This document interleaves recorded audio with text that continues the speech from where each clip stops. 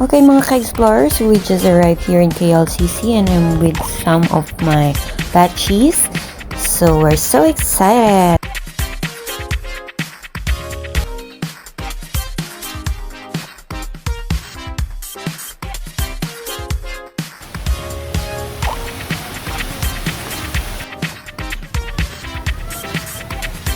So yun na nga mga ka-explorer, we are here in Petronas Tower.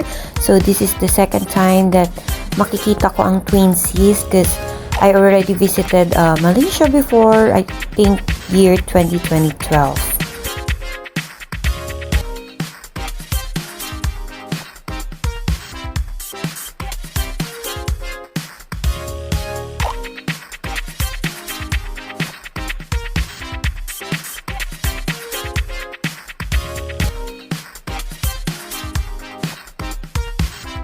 So after the photo op in Twin Seas, so we are here at the train station.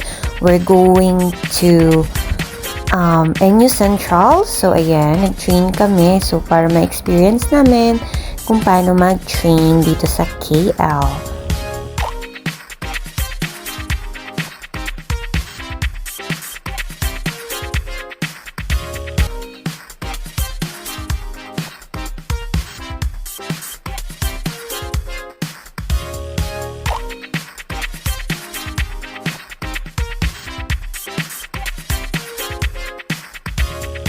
So now we are here in Sentral.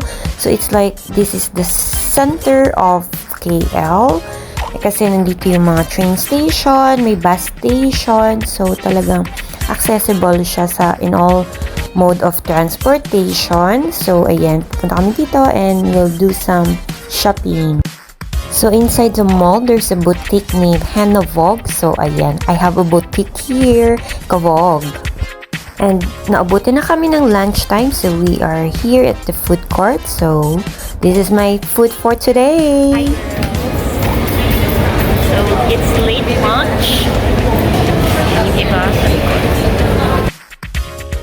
So now we're heading to Kota RaYa, the place where we can buy Filipino items, Filipino foods, at dito maraming Pinoy.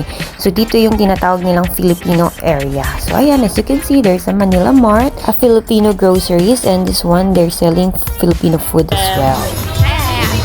Ayan yung dalawang boys for the buy.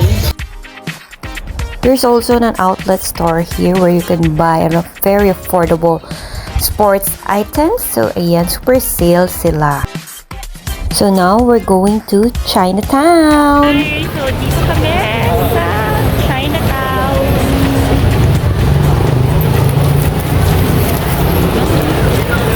For the ikot kami ngayon. They are selling different kinds of items here, shoes, bags, clothes, accessories, name it. It's all here. We tried some of their street foods, such as the sausage. This one is the sausage with cheese inside. Husgahan natin. Cheers! Cheers! How is it? Mainit? Okay na.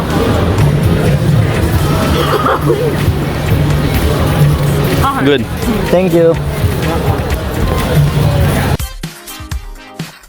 We also tried this apambalik, or also known as matarbak manis, a peanut pancake.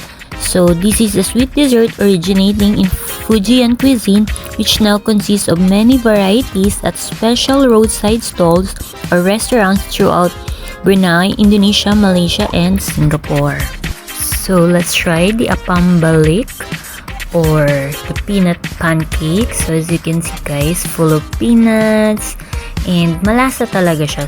So tasteful and so fluffy. And I just love it. This is perfect for tea or coffee as well. So it's good for a snack time. So worth it ang pila.